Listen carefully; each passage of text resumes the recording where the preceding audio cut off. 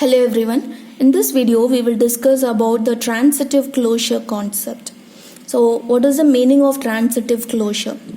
So this is also closely related to the graphical components, and in the graph so already we have discussed how to represent the graph. One is with adjacency list representation, other one is adjacency matrix. So this transitive closure will use the adjacency matrix representation of any graph. Okay, so particularly we can use a directed graph as the input for this transitive closure, and we're going to find out the reachability of all the vertices that were available in the graph. So the basic problem which we get when we talk about graph is nothing but reachability problem. So what is this reachability? So if you have more than one vertices in the graph, so from one vertex, and we need to find all other remaining vertices or the reachable one or not, even if you don't have the direct edge, right? So if you don't have the direct edge, so indirectly can we reach from the vertex, any vertex to any other remaining vertices in the graph? So that is what reachability problem. So this problem plays the major role in case of transitive closure, because we are going to find out whether all the vertices has been reached from any one of the source vertex. Okay, so if for example a real life example for this transitive closure is user accounts security problem. Which means, so there may be many number of users that may be connected in the network, and all the users will get the permission to get access in any of the specific page, or even he can able to contact with the other user. So what could be the permission given for each and every user? So whether he can reach that page, or whether he can reach the targets or whatever he want to access. So that is what the transitive closure. So this could be the example for transitive closure. So what is the algorithm for transitive closure? First we will discuss the algorithm, and afterwards we will solve this problem with one example. So here the input of this algorithm will be n into n adjacency matrix representation of a directed graph. Right? So any directed graph with the adjacency matrix representation, and output will be matrix A representing transitive closure of graph. That could be the output. So here we are just using three for loops for m equal to 1 to n, for x equal to 1 to n, for y equal to 1 to n, and all the for loops will be executed for n times, n where n is nothing but number of vertices in the graph. If a of x comma m and a of m comma y, then a of x comma y equal to true. So what is the meaning of this condition? Now you have one vertex like 1 to 2, and here 3, 4.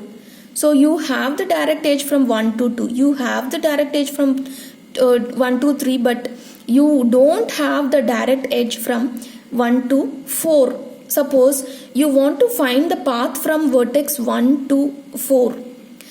So if you don't have the direct edge, so whether this particular vertex is the reachable one or not from first vertex, this is what the kind of reachability problem. From 1 to 2 and from 2 to 1. So we can take any of the other vertex as the intermediate one, and we can able to find the particular path from source vertex to the destination vertex. So consider this vertex number 1 is the source vertex and vertex number 4 is the destination vertex. So what happens here? Even though we don't have direct edge was not available in this graph, but even we can find the path from vertex 1 to 4 through 2. So which means this could be act as the intermediate one, or else we can find the path from 1 to 3, 3 to 4. This is also possible. We can take this vertex 3 as the intermediate one, right? So there could be possibilities of getting the paths even if you don't have the direct edge from one vertex to another vertex. So this is what the condition we are checking. If a of x comma m, so where m is the intermediate vertex. Okay, so now x to y you going to search whether is it a reachable one or not. Through this m we can able to reach this y.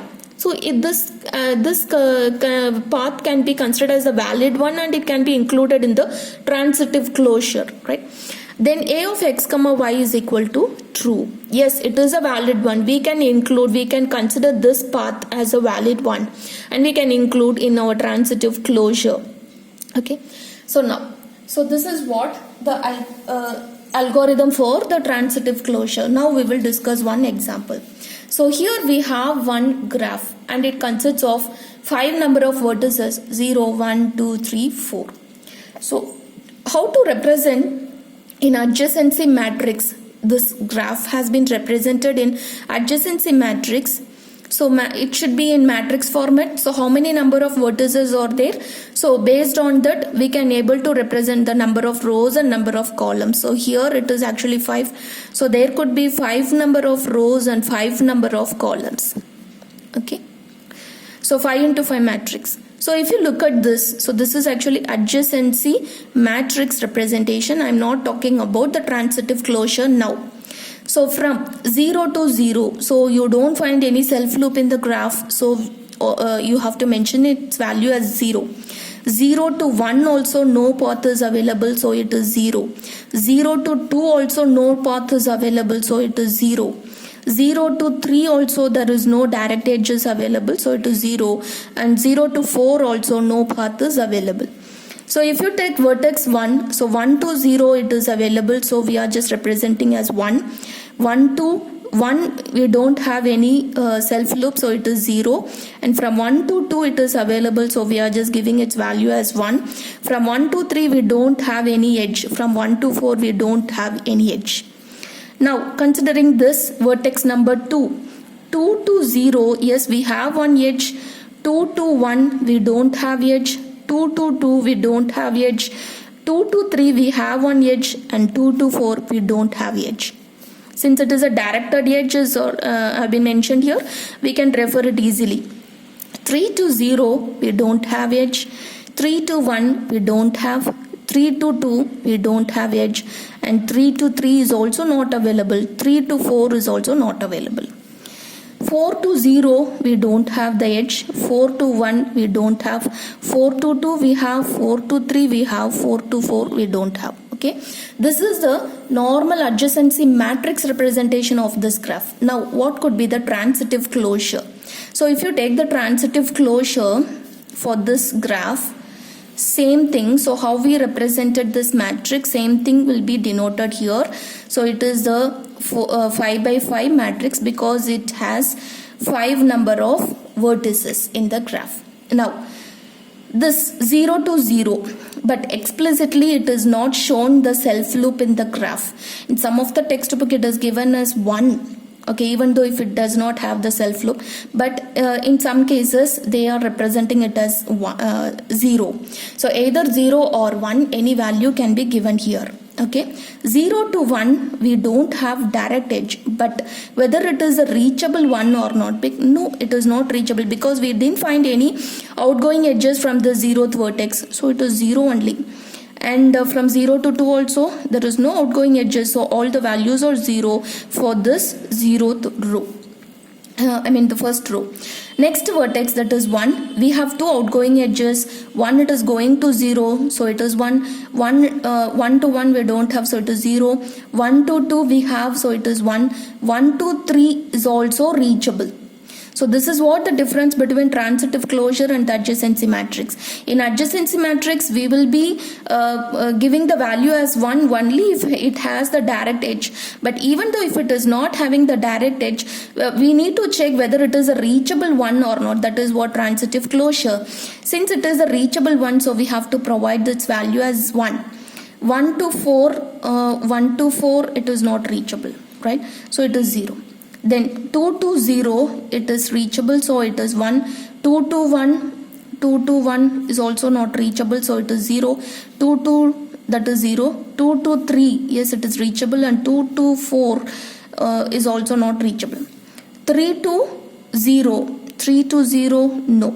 From 3 we don't find any outgoing edges, so all the values are 0. 4 to 0, yes, it is reachable because 4 to 2, 2 to 0. 4 to 2, 2 to 1, it is not reachable.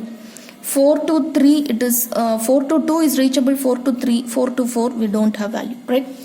So this is what the transitive closure for this particular graph. Now you can understand what could be the difference between the adjacency matrix and this transitive closure of any graph.